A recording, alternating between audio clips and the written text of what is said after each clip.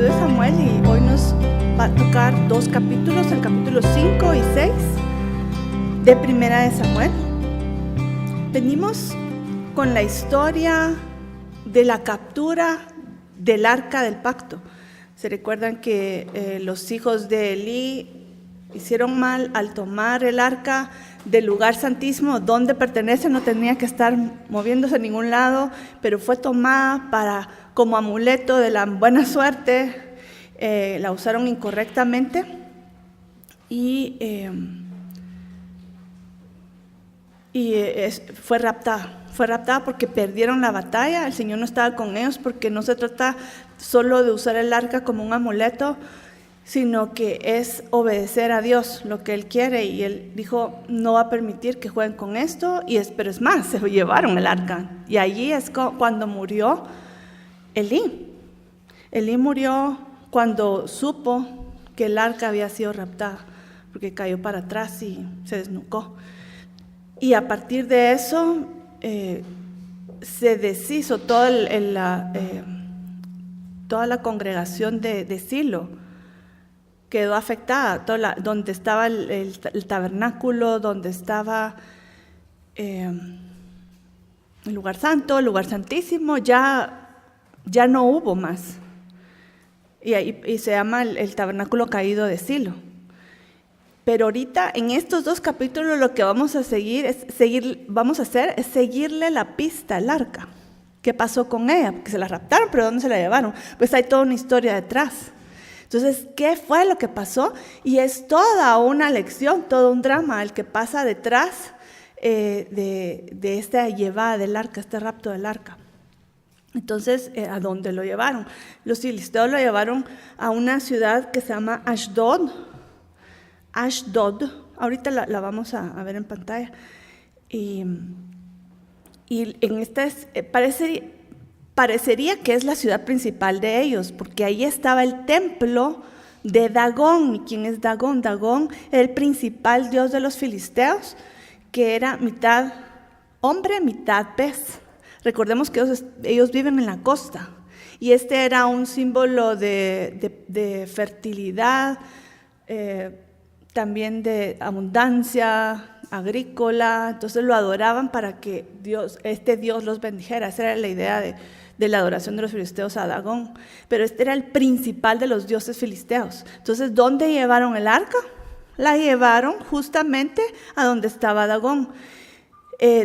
Dagón, la palabra Dagón viene Dag, la palabra en hebreo Dag es pez, entonces por eso se conoce como Dagón, el pez, el dios pez. Y quiero, antes de que entremos a ver lo que pasó con el arca, cómo fue llevada ahí al templo de Dagón, quiero que veamos un precedente bíblico, porque en el libro de Jueces hay una historia que alguien fue llevado al templo de Dagón. Y vamos a ver lo que pasó, y se recordarán de un hombre, y lo mencionamos la vez pasada también, que se llamaba Sansón.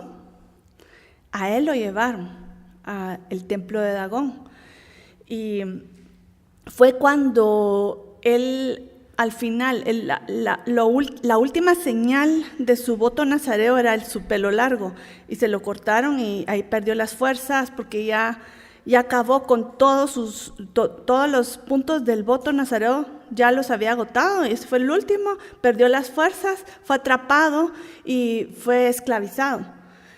Lo pusieron como que si fuera animal de carga, a dar vueltas a un molino, y eso se lo pasó haciendo por años o por un tiempo, no sé si lo dice la Biblia en cuánto tiempo, pero pasó dando vueltas en el molino. Y en una festividad especial en honor al dios Dagón, lo llevaron a Sansón. Dijeron, ay, venga, porque el Dios nuestro, Dios Dagón, venció al Dios de Sansón. ¿Se dan cuenta qué terrible? Entonces, se los voy a leer. La historia está en nuestros Jueces 16, 23 al 24, eso es lo que vamos a leer, pero toda la historia de Sansón viene desde los capítulos previos, pero aquí es la conclusión, y dice: entonces los principales de los filisteos se juntaron para ofrecer sacrificio a Dagón su dios, y para alegrarse, una fiesta especial para Dagón, y dijeron: nuestro Dios entregó en nuestras manos a Sansón nuestro enemigo. Y viéndolo el pueblo alabaron a su Dios, diciendo: nuestro Dios entregó en nuestras manos a nuestro enemigo y al destruidor de nuestra tierra, el cual había dado a muerte a muchos de nosotros. Entonces, aquí lo que yo quiero también que comencemos a ver es que la guerra no es solo entre filisteos e israelitas, es entre los dioses.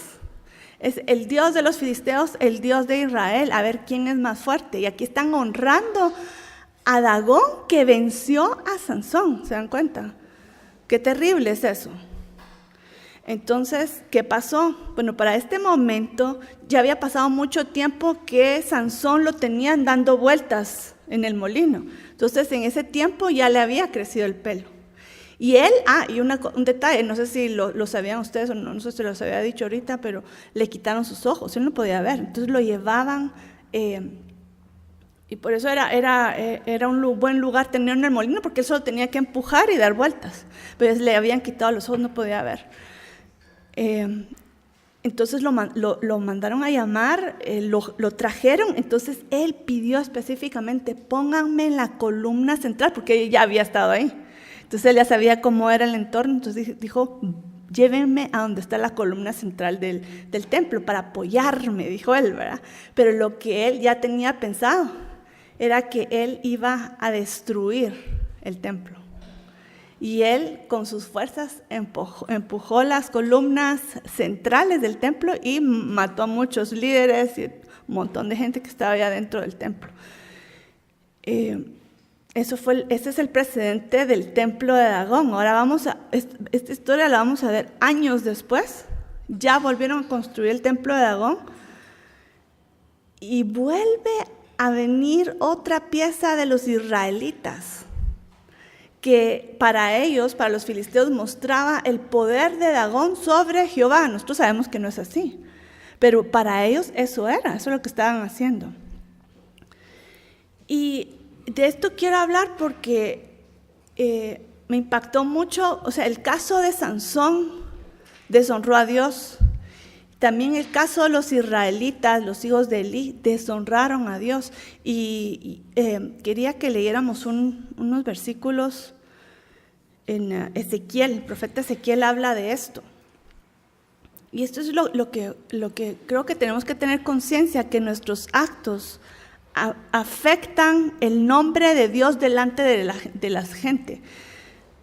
No podemos ser perfectos, por supuesto que no. Hay gente que va a tomar mal lo que hacemos, por supuesto que sí, pero en lo que nosotros dependa, tenemos que estar con la conciencia de que si nosotros nos estamos llamando cristianos, seguidores de Cristo, Dios es nuestro Padre, ¿qué nombre le vamos a dejar a la gente de nuestro Dios, de nuestro Padre? Entonces, eso es algo que tenemos que tener conciencia. Eso es algo que hizo mal Sansón, que hicieron mal los hijos de Elí y los israelitas. Y quiero que leamos esto en Ezequiel. Entonces, vamos a leer Ezequiel 36, 22 y 23. Dice: por tanto, di a la casa de Israel: así ha dicho Jehová el Señor, no lo hago por vosotros, oh casa de Israel, sino por causa de mi santo nombre, el cual profanasteis vosotros entre las naciones a donde habéis llegado. Esto está hablando al pueblo de Israel que fue exiliado, que fue llevado después de haber pecado por muchos tiempos, fueron exiliados de la tierra y fueron a quedar mal con Dios. O sea, quedaron mal porque fueron echados de la tierra, quedaron mal porque siguen haciendo el mal en las tierras a donde fueron. Entonces están profanando el nombre de Dios donde quiera que van. Pero el Señor está diciendo: no voy a dejar así las cosas. Y a ese punto voy. El Señor va a defender su nombre, aunque nosotros le echemos lodo, ¿verdad? Entonces dice: no lo hago por vosotros. Y dice: no lo que yo voy a hacer de bien o de mal con ustedes, no es por ustedes, es por mi nombre. porque ustedes lo han pisoteado. No lo hago por vosotros, oh casa de Israel, sino por causa de mi santo nombre, el cual profanasteis entre las naciones a donde habéis llegado. Y santificaré mi grande nombre profanado entre las naciones, el cual profanasteis vosotros en medio de ellas. Se repite mucho eso, pero es que está enfatizando que ha sido profanado. ¿Y cuál es el propósito? Y sabrán las naciones que yo soy Jehová, dice Jehová el Señor, cuando sea santificado en vosotros delante de sus ojos. O sea, el Señor va a limpiar su nombre a través de su pueblo. Y ese limpiar puede implicar dos cosas. Puede implicar que va a venir castigo, o puede implicar que los va a bendecir a pesar de ellos mismos. O sea, y más adelantito no lo vamos a leer, pero dice, les daré un nuevo corazón, ay, qué bueno, sí, dame un nuevo corazón. Pero, ¿saben qué? No lo estoy diciendo porque ustedes son tan lindos, porque han hecho cosas terribles. Por amor a mi nombre lo va a hacer. Porque ustedes han profanado realmente mi nombre. Qué tremendo, ¿verdad?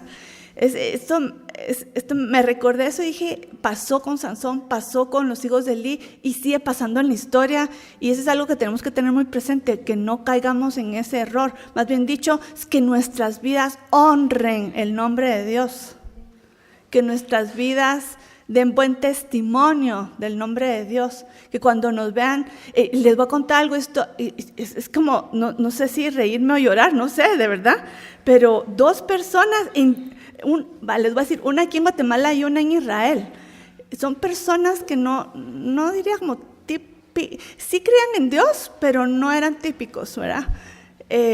Más bien diría como alejados de la iglesia, pero estas dos personas me dijeron, en diferentes ocasiones, en diferentes años me dijeron, es que tú no pareces cristiana. Yo hasta me quedé como que se me fue el aire, porque diciendo, ¿pero qué hice? ¿Qué hice de mal? ¿Hice algo que te ofendió? No, me dijo, no, es que tú eres cristiana de verdad, pero la mayoría no. Yo, ¿qué? O sea, me quedé así como confundida. ¿Me entienden? Como, ¿por qué alguien dice eso? A mí me puso, por eso les digo, es como chistoso, pero a la vez da tristeza. O sea, ¿qué nombre tienen los cristianos? ¿O qué nombre están usando? ¿Cómo están haciendo uso del nombre de Dios? Es triste, es triste.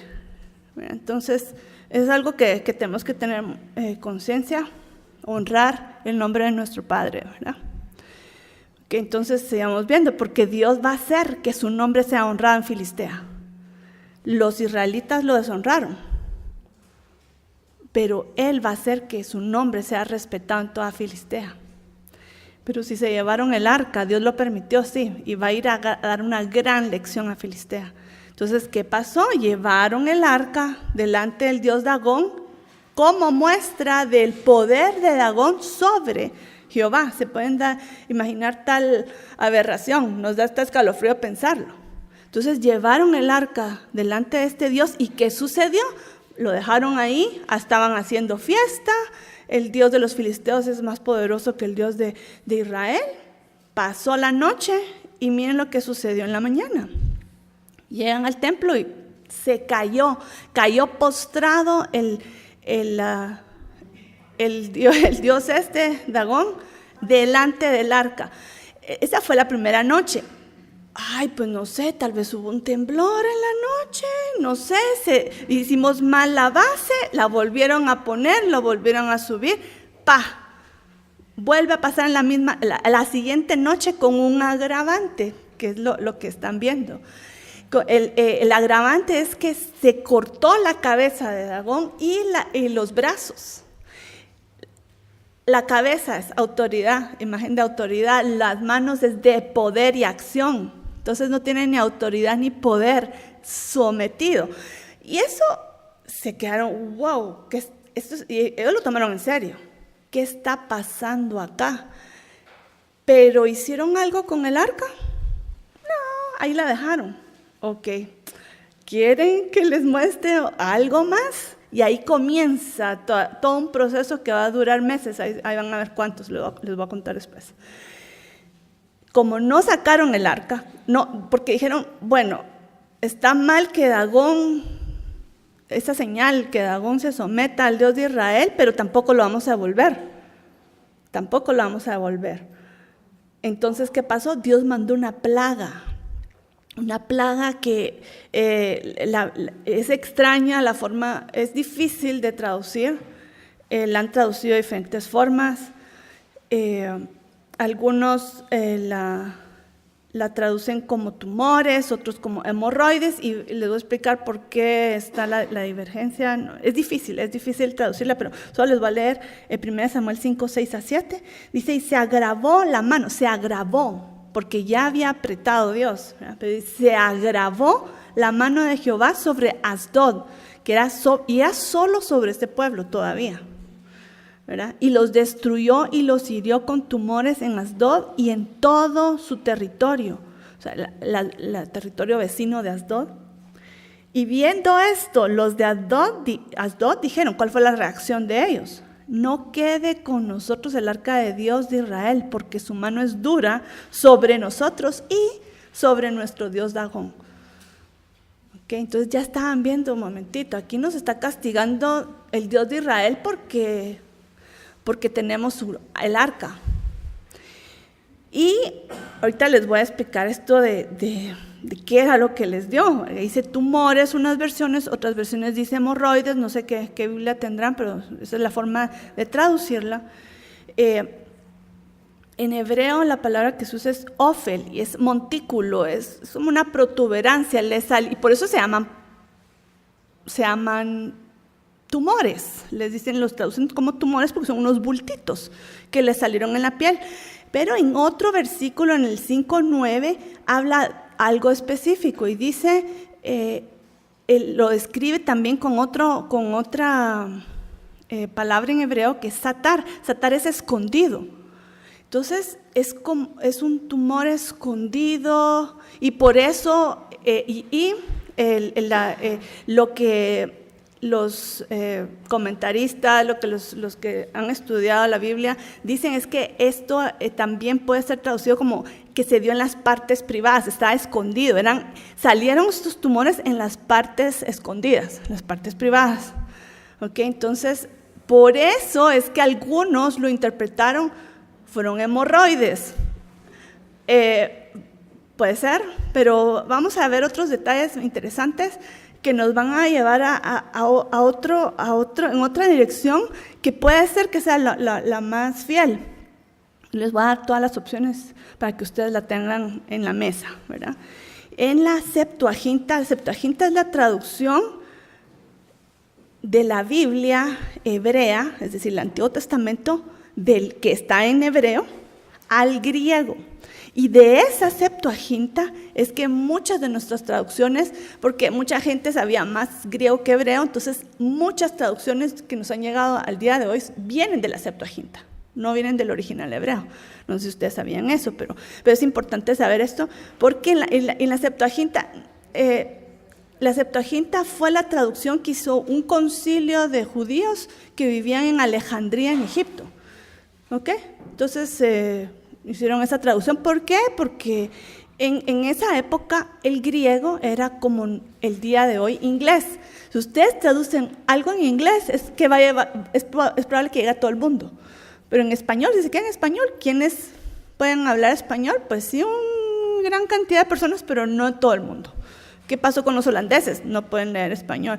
¿Qué pasó con los chinos? Tampoco. Inglés, casi todos. Entonces eso era la lengua franca de esa época. Entonces, por eso tradujeron la Biblia al griego. Esa es la Septuaginta. Ahora, ¿por qué lo estoy mencionando? Porque ahí habla, lo vincula con la peste bubónica, porque está hablando de ratas. Y las ratas van a aparecer un poquito más adelante en la historia, entonces tiene cierto sentido.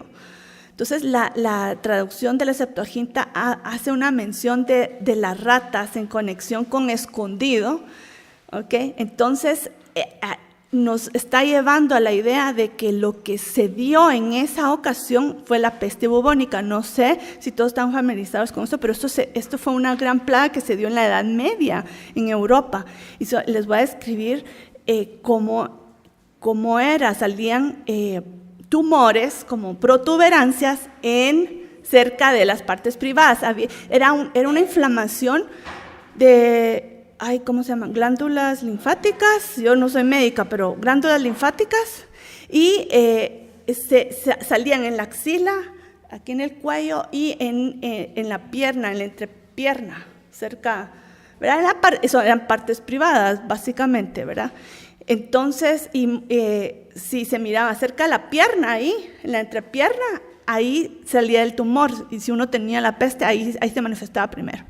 Entonces, era un gran bulto que salía y así comenzaba. Pero después se iba empeorando y la peste bubónica también se conoce como peste negra. Y una cosa interesante que tiene que ver con los ratones es que cómo se dio esta peste bubónica.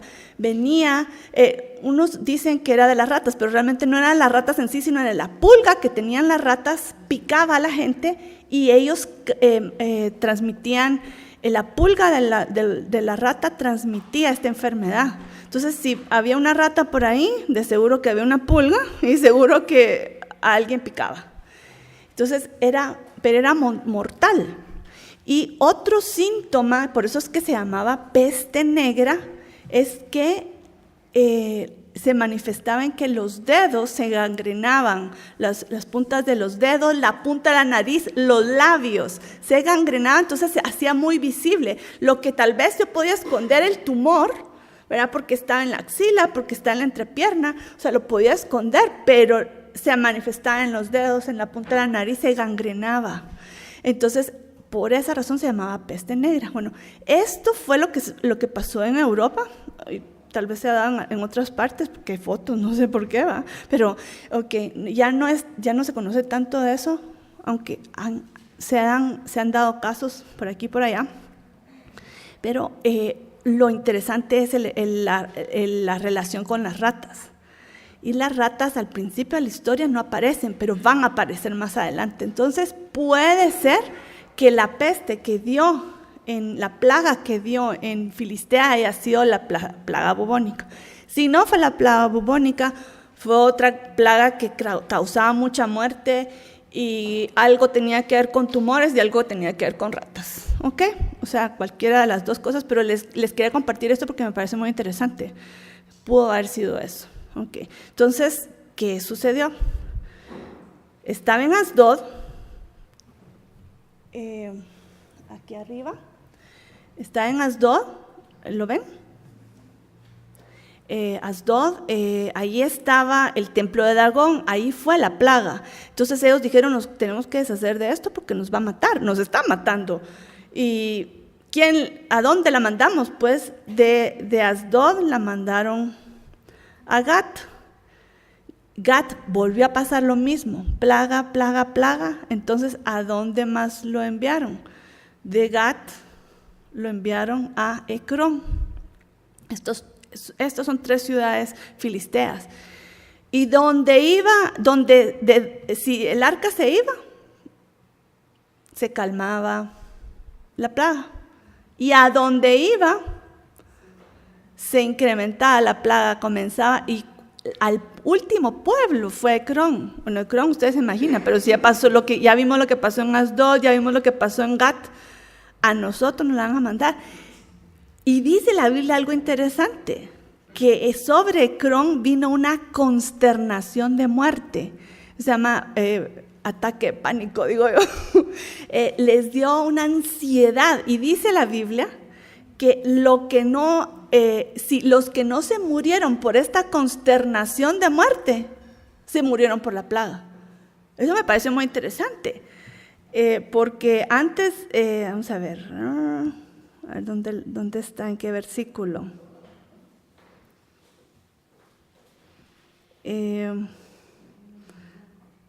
¿Alguien lo encontró? Aquí está. Leamos desde el 10. 1 Samuel 5:10. Dice, entonces enviaron el arca de Dios a Ecrón. Y cuando el arca de Dios vino a Ecrón, los ecronitas dieron voces diciendo, han pasado a nosotros el arca del Dios de Israel para matarnos a nosotros y a nuestro pueblo.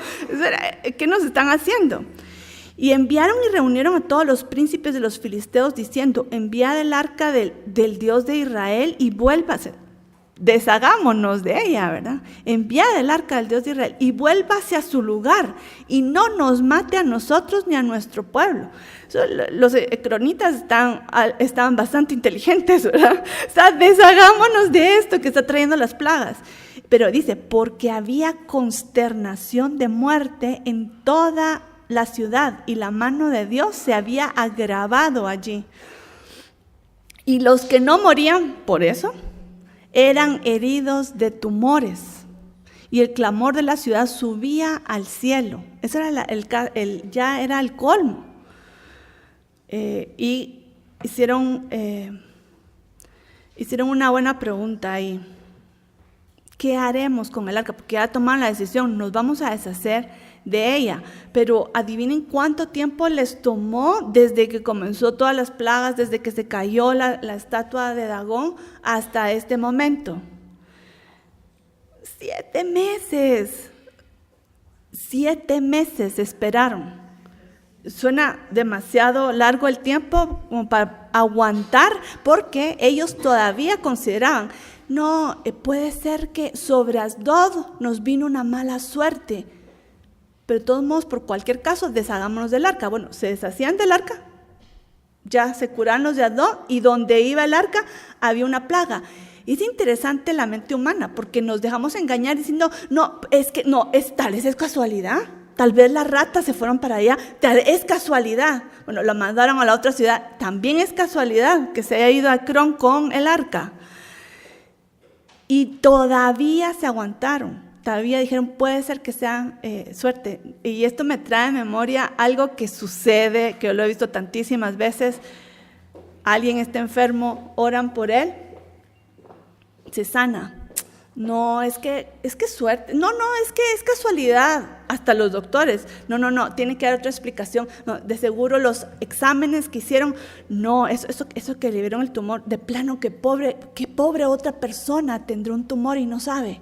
Porque eran no, es un milagro de Dios, o sea, pero cuesta, es un bloqueo mental que no quieren aceptar, aunque ven la realidad y los hechos, no lo quieren aceptar. Eso no solo le pasa a los filisteos, ¿o sí?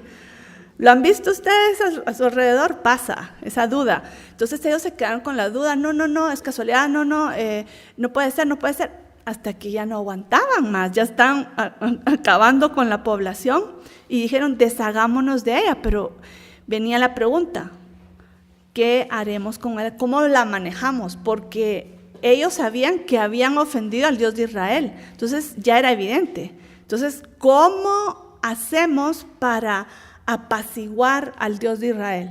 Recuérdense que así es como funcionan los paganos, ¿verdad? Como, ¿qué hago yo que le tengo que pagar para que usted me haga el favor, Dios, ¿verdad? Y eso es lo que se estaban preguntando.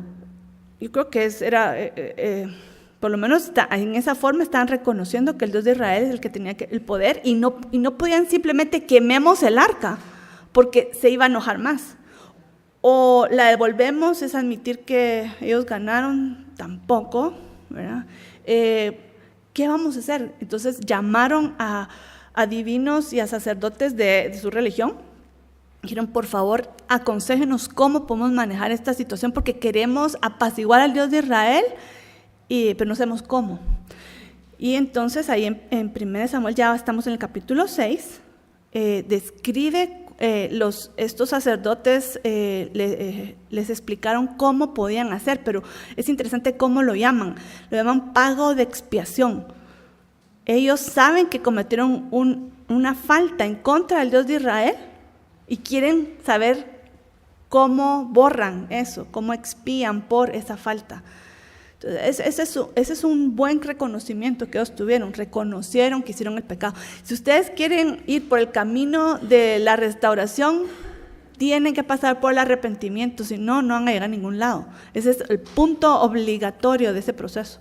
Que entonces ellos reconocieron, y ellos no van a creer que actos seguidos se entregaron al Dios de Israel, no lo hicieron. No es un arrepentimiento de transformación, y de que yo creo en el Dios de Israel, sino simplemente reconozco su poder y quiero que se vaya, básicamente, que como que nos deje libres de seguir nuestra vida como queremos vivirla.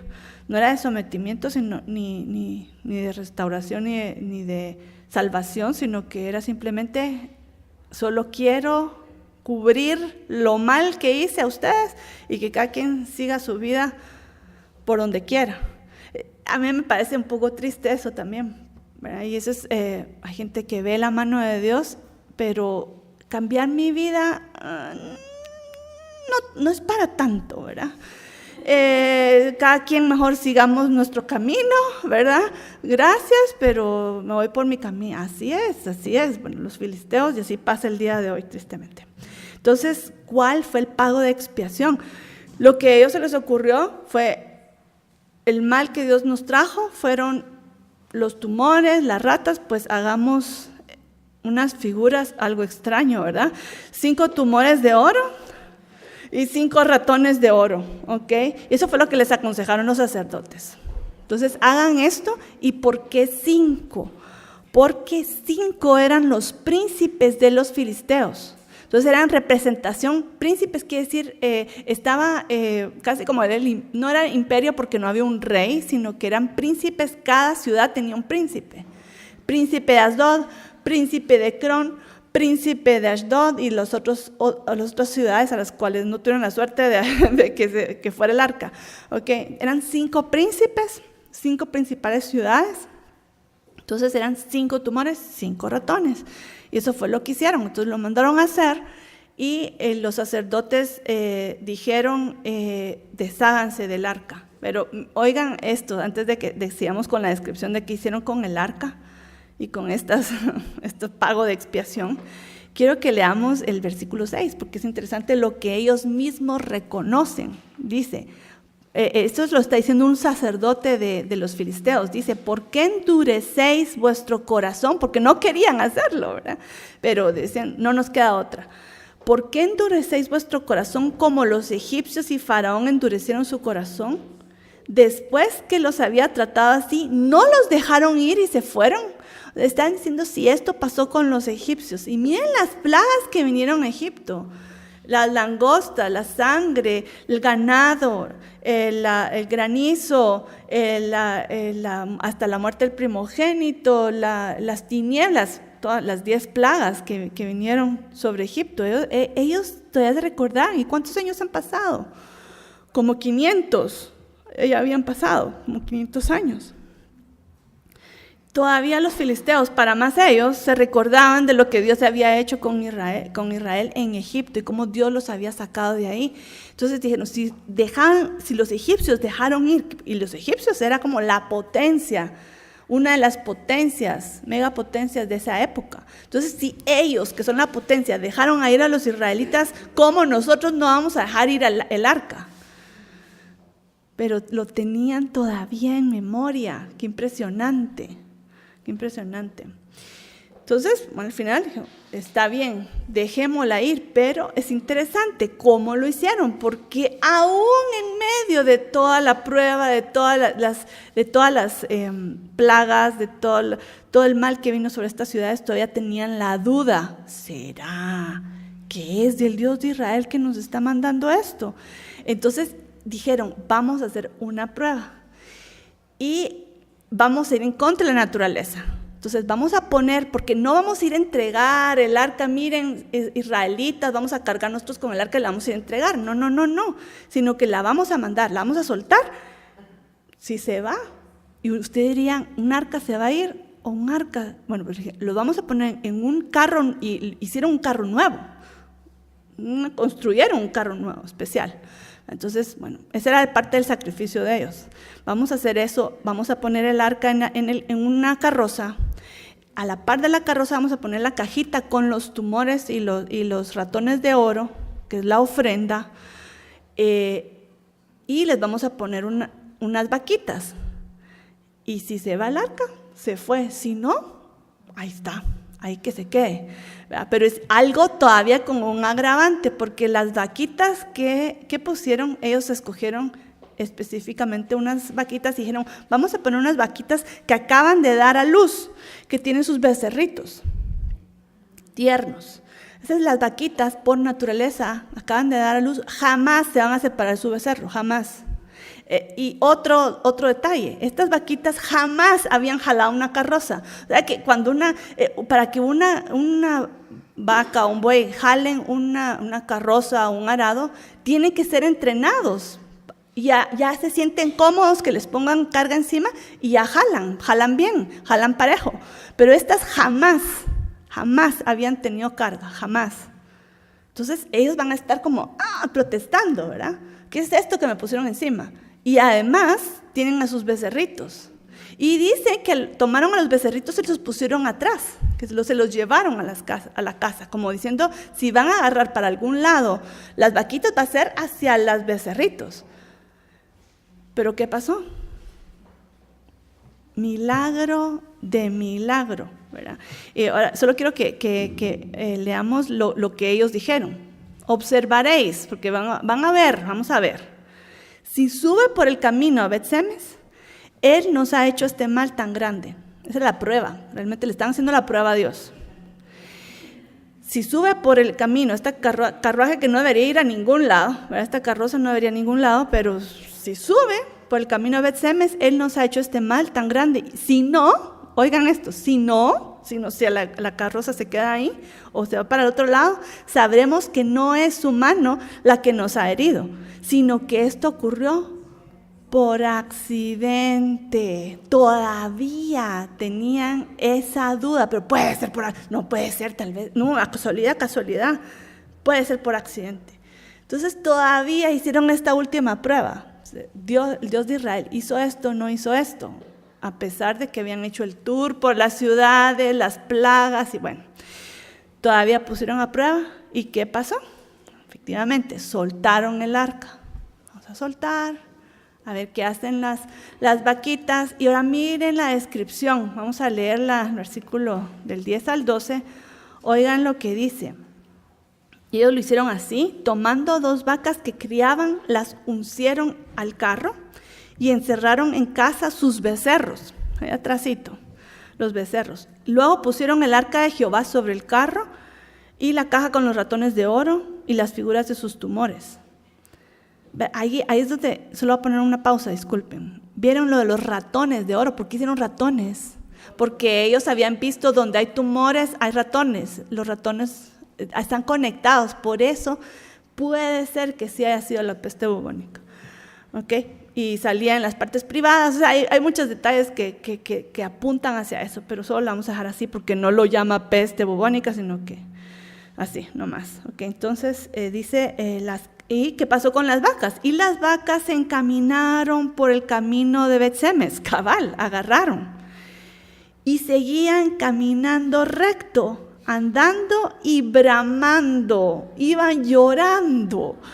Mis vaquitas, o sea, están llorando por sus bebés y llorando por el peso, pero qué impresionante, ¿saben? O sea, si no solo las personas nos dan buen ejemplo, las vaquitas nos están dando buen ejemplo, porque dice la Biblia, dice, sin apartarse ni a derecha ni a izquierda, iban llorando, pero iban para adelante. ¿Qué les parece? Y los príncipes de los filisteos, ahora miren, este detalle también es interesante. Los príncipes de los filisteos fueron tras ellas hasta el límite de Bet-Semes. O sea que los 5 príncipes, estos que iban representados con los 5 tumores, se fueron detrás. No mandaron a sus secuaces, a su soldadito. Ellos mismos, los príncipes, iban detrás, porque ellos querían asegurarse que el Señor va a aceptar su ofrenda, que se va a ir a donde tiene que ir, que alguien no se lo robe en el camino, porque eran piezas de oro, que algunos calculan que eran millones de dólares. Puede ser, ¿verdad? Entonces ellos fueron detrás, viendo, ¿será que es el Señor? ¿Será que es casualidad? ¿Será que va a ir a Bet-Semes? ¿Será que va a ir a Israel?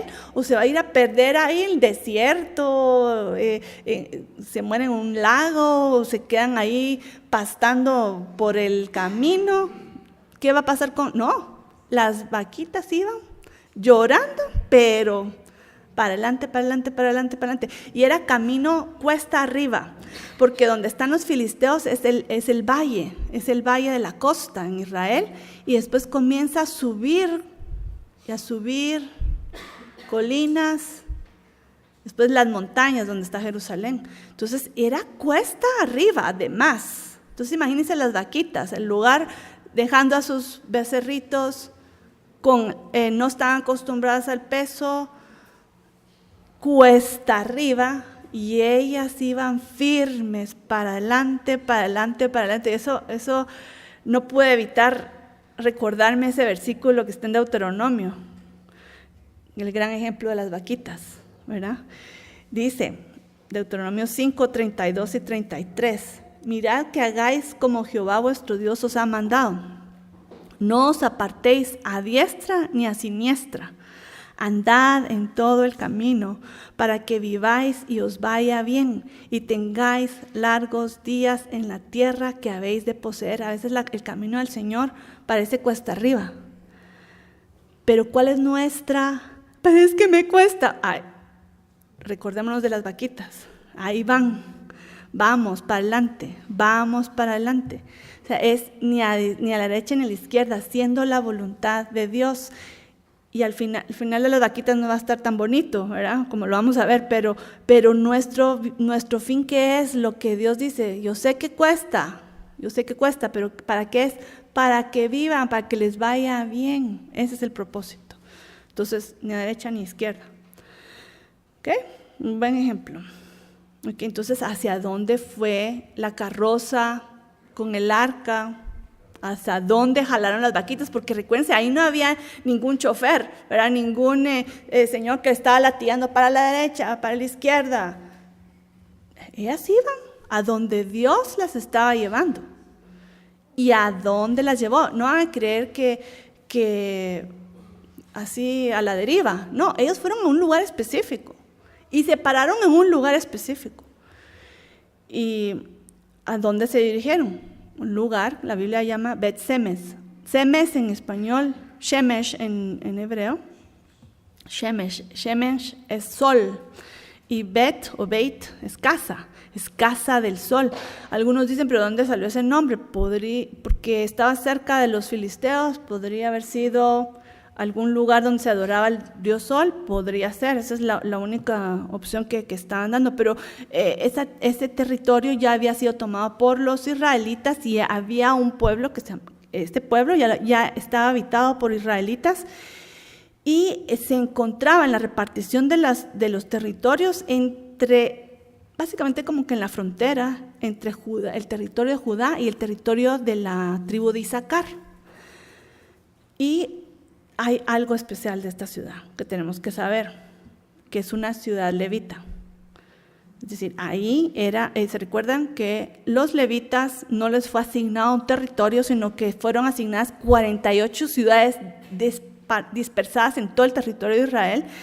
Y ahí, estas ciudades es donde iban a vivir los levitas, y al territorio alrededor lo usaban para cultivo de su comida, básicamente se llamaba ejidos, eran tierras comunes que tenía el pueblo, y ahí pues tenían sus cabritos, tenían sus ovejitas, un par de ovejitas, no eran los campos grandes, ¿verdad?, de cultivo, sino que eran pequeños, pero este era donde estaba Bet-Semes. Pero hay algo que la Biblia, otro detalle de esta historia muy interesante, que si uno lo lee así de corrido no se da cuenta, pero cuando la Biblia menciona es por algo, una razón, y habla que el pueblo estaba cosechando el trigo, comenzando la cosecha del trigo.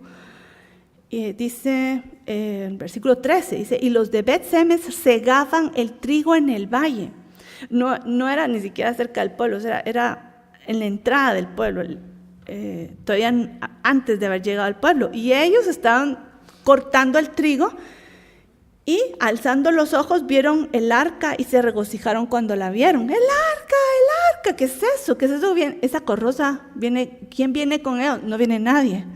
Los príncipes filisteos están escondiditos ahí detrás de los árboles, yo no sé cómo se iban escondiendo, pero ellos no se dejaban ver. Venía la carrocita, las vaquitas y el arca. ¿Qué? Ahí viene. ¿Qué es ese milagro? Y ellos están ahí cosechando el trigo.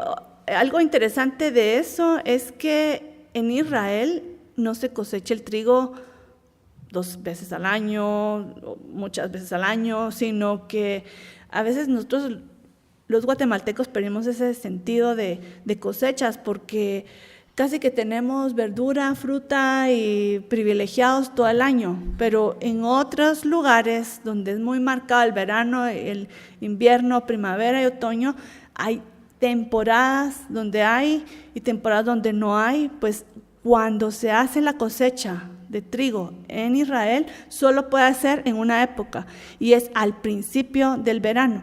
Y hay algo más que va en relación con la cosecha del trigo. Cuando cosechan el trigo, lo primero que tienen que hacer, es decir, la primicia, los primeros frutos de esa cosecha, se le entrega al Señor en una fiesta especial, que la Biblia la llama fiesta de semanas, en hebreo Shavuot, quiere decir semanas, pero lo conocemos más en nuestro idioma como Pentecostés. Esa es la fiesta en la que se entrega la primicia de la cosecha del trigo. Entonces estamos en esta época de la fiesta de semanas, estamos en el inicio del verano, en la cosecha del trigo. Cuando ustedes vean cosechas en la Biblia, comiencen a relacionar con las fiestas bíblicas, porque todas las fiestas tienen que ver con alguna cosecha. Están vinculadas. Entonces hay un mensajes escondidos. Entonces están en la cosecha, vieron el arca y se pusieron tan emocionados. ¿Y a dónde llegó? La Biblia describe que el arca iba caminando, las vaquitas iban caminando, las llevaron a un lugar preciso donde llegaron y pararon. No habían parado. Caminando. No para. Tal vez despacito, ¿verdad? Pero no para. Hasta que llegaron a un lugar y ahí se detuvieron. ¿Dónde fue ese lugar? Delante de una roca, en un terreno de un sacerdote que se llamaba Josué. Entonces, era como que si dijeran, Dios le dijo a las vaquitas, vayan ahí porque ahí va a haber alguien que sabe cómo manejar esta situación. Eran levitas, ellos sabían cómo el arca, no la podemos tocar, la tenemos que agarrar con las varas. Y después vieron, estas vaquitas, las carrozas, aquí mismo vamos a hacer una ofrenda al Señor. Entonces desarmaron la carroza, que sirvió para leña, usaron las vaquitas, lamento informarles, como sacrificio, ¿verdad? Como sacrificio por haber recibido, sí es triste, ¿verdad? Haber recibido el arca, ¿verdad? Entonces es interesante porque los levitas llegó a un lugar al lugar correcto, ¿verdad? Porque habían levitas que sabían cómo manejar el arca, cómo tratar, cómo hacer el sacrificio, que hubieran ido a otras ciudades y que se puede hacer acá. Y era tan evidente que llegó ahí. Ahora en este momento, cuando los príncipes todavía están viendo de lejos, los príncipes filisteos todavía están viendo de lejos, qué es lo que está pasando con el arca. Y justamente cuando vieron que hicieron el sacrificio y que ya la recibieron, dijeron, ok, ya estamos libres porque ya fue recibido, ya fue hecha la expiación, ya fue cerrado el trato, ¿verdad? Ya aquí cerramos el trato y nosotros regresamos y ya no va a pasar nada, ¿verdad? Ellos esperaron hasta este momento, no la dejaron ir, bueno, ahí a ver qué pasa, no, porque ellos querían asegurarse que la enfermedad no iba a quedar encima de ellos. Entonces se fueron.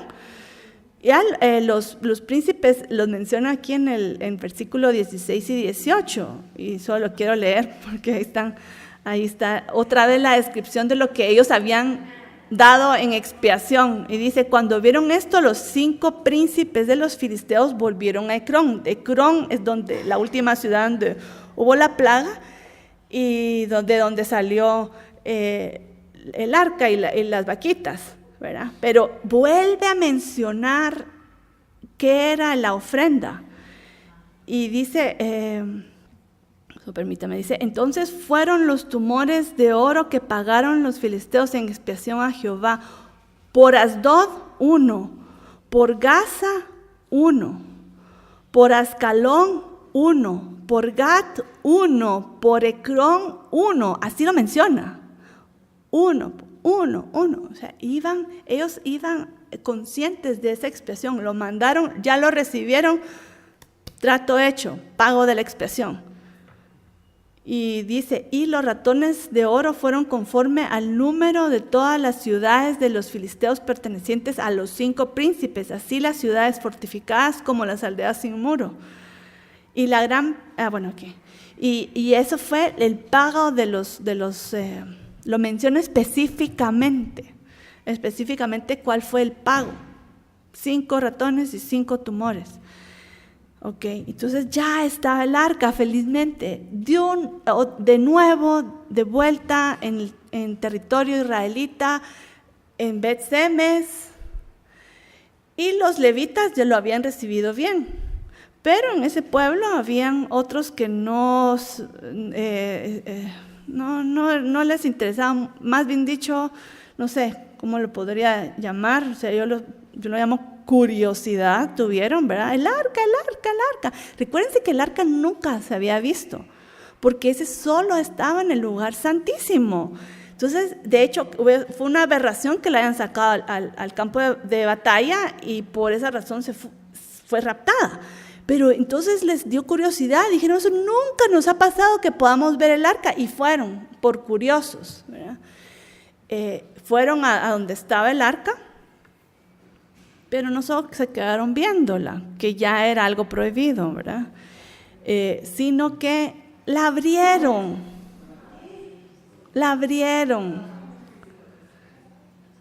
Y si Dios castiga a los filisteos, también lo hace con sus hijos. Y ustedes deberían de saber mejor que esto, o sea, cómo se atrevieron. Primero deberían de haber cubierto, escondido en una casa, protegida hasta llevarla a asilo o ver qué se hace con ella. Pero ¿qué hicieron? La abrieron, el pueblo se juntó la masa de gente, ¿verdad? ¿Qué es eso? Y ¡ay, qué habrá dentro! ¿Verdad? Y de milagro no cayó un rayo o fuego del cielo que los quemó inmediato, pero casi, ¿verdad? Y murieron ese día 50,070 personas. 50,070 personas. Una masacre, se podría decir. Fue una muerte escandalosa. Al punto que casi, ahí dice hombres, no sé si habían sido hombres o mujeres, puede ser, ¿verdad? Pero quedó diezmado, ese pueblo quedó diezmado. O sea, ¿quiénes sobrevivieron en esas épocas? ¿Cuánta gente había en ese pueblo? No lo dice, pero les apuesto que quedó diezmado completamente ese pueblo con tan poca gente después de esto. Y entonces ellos, ¿qué dijeron? Y ahí es donde, ¿por qué pasó esto? ¿Por qué pasó esto? Porque no trataron como santo lo que es santo. No es juguete, no es amuleto, ya lo habíamos visto, no es juguete, con las cosas santas no se juega. Y lo hicieron y murieron. Tremendo. Entonces, se hicieron la pregunta. Ahora miren la pregunta que se hicieron. ¿Quién podrá estar delante de Jehová, el Dios santo? Ellos dijeron, Dios es demasiado santo. ¿Quién puede estar delante de Él? Esta pregunta puede ser tomada para bien o para mal. Pero lo que ellos querían no fue, Señor, enséñanos a estar más cerca de ti, sino que ellos dijeron, quiero que te alejes de mí. ¿Ven la diferencia? Si vienen consecuencias, o sea, en lugar de asumir su responsabilidad diciendo nosotros nos tratamos incorrectamente lo santo de Dios y vinieron estas consecuencias porque lo tomamos a la ligera, jugamos con las cosas santas, abriendo, en lugar de decir eso y decir, mi falta, Señor, ¿cómo puedo yo tratar las cosas santas? Ellos dijeron, es imposible estar delante de Dios porque nos va a matar. Entonces, mejor nos vamos a deshacer de Él. ¿Se dan cuenta? Y hicieron otra pregunta también. ¿A quién subirá desde nosotros? Porque aquí nosotros ya no lo queremos. Y me pregunté yo al ver esto, o sea, me causó mucho dolor esta pregunta. Dije, ¿cuántas veces hay gente, y eso seguro que lo han oído, que pasa algo malo en su vida y se pelean con Dios? Pasa demasiadas veces. O vamos a aprender de esas circunstancias, o hay algo que Dios nos quiere hablar de eso, algo que hicimos mal, o algo que Dios va a hacer, una obra grande, pero ¿por qué pelearse con Dios? Cuando Él no tiene la culpa, pero qué triste es empujar a Dios, rechazar a Dios. Y eso fue lo que hicieron los de Bet-Semes. Mandémoslo, ¿a quién se lo mandamos? Esa es la pregunta. Y se les ocurrió, no sé, tal vez era un pueblo que iban en camino, o sea, en camino hacia Jerusalén, es interesante, en camino hacia Jerusalén, subiendo todavía más, había un pueblo que se llamaba Kiriat Jearim. Y ahí dijeron, mandémoslo ahí. ¿Y qué era esta ciudad? No era una ciudad levita, o sea, no es como decir, ya saben cómo tratarla, pero evidentemente algo tenía este camino, iba en camino a Jerusalén, aunque Jerusalén todavía no era de los israelitas, pero Dios la mandó en esa dirección por alguna razón. Y les dijeron, ¿ya tenemos de vuelta el arca? ¿La quieren? Y ellos, sí, porque esa fue su primera reacción. ¡Qué bueno el arca! Entonces llegó el arca, estaban felices. Entonces, lo interesante es que la mandaron a esta ciudad que no es levita. ¿Y a dónde la mandaron? No sé si él se ofreció, pero lo más seguro es que él sí se ofreció. Un señor que se llamaba Abinadab, y él dijo, en mi casa la recibo. Imagínense, qué lindo. Ahora, eso es lo que nosotros deseamos, tener este corazón que en lugar de pelearse con Dios, queremos recibir a Dios en nuestra casa. Señor, quiero que vengas acá. Pero algo implicaba que era una cosa santa. ¿Cómo lo voy a manejar si él no es levita? ¿Verdad? Es la pregunta. Ahora, ¿qué hizo él? Mi hijo Eleazar se va a dedicar, va a aprender todo lo que necesita aprender para poder guardar, para poder, se va a dedicar a eso. Entonces él tomó a este hijo Eleazar y fue dedicado a guardar el arca. Y recordémonos que, bueno, pues tal vez temporalmente, mientras que la llevaban a Silo, ¿qué había pasado con Silo? Lo mencioné al principio de la clase. Fue destruido.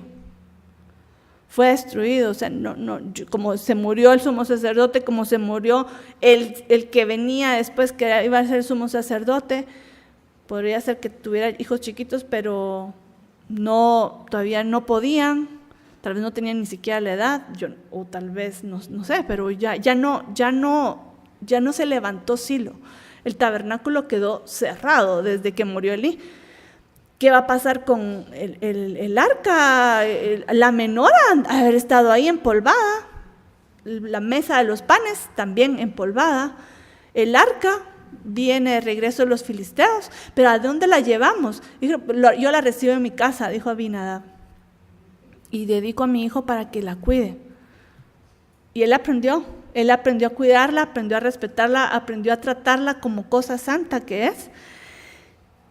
Y ahí estuvo 20 años, porque no sabían a dónde enviarla. ¿Qué hacemos con ella? 20 años.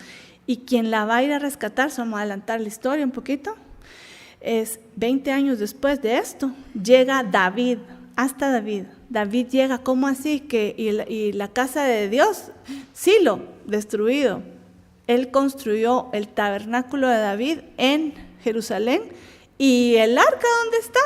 Mandemos a traer el arca. Él fue personalmente a traerlo y vamos a ver que hay una historia ahí en el camino, pero él lejos de decir, ay, me pasó este accidente y se acabó, él dijo, voy a aprender a tratar lo santo como santo. Él aprendió, él estudió y él trató como santo lo que es santo. Y el arca llegó a su destino, a Jerusalén. Muy diferente el corazón. ¿Vieron? Esta es gran lección, este capítulo. ¿Cómo vamos a tratar nosotros a Dios, la presencia de Dios, las cosas santas, no a la ligera? Tratémoslo como la santidad que se merece. Y ahí quiero que vayamos a un versículo. Esta pregunta, no sé si alguien puede abrir el Salmo 24, no me fijé. ¿Quién lo escribió? Salmo 24. No me extrañaría que fuera David, ¿verdad? De David, ¿va? Ok.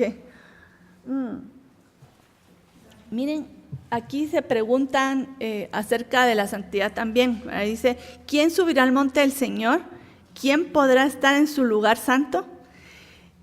Y ahí viene la respuesta, el de manos limpias, corazón puro, el que no ha alzado su mano a la falsedad, ni jurado con engaño, ese recibirá bendición del Señor y justicia del Dios de su salvación.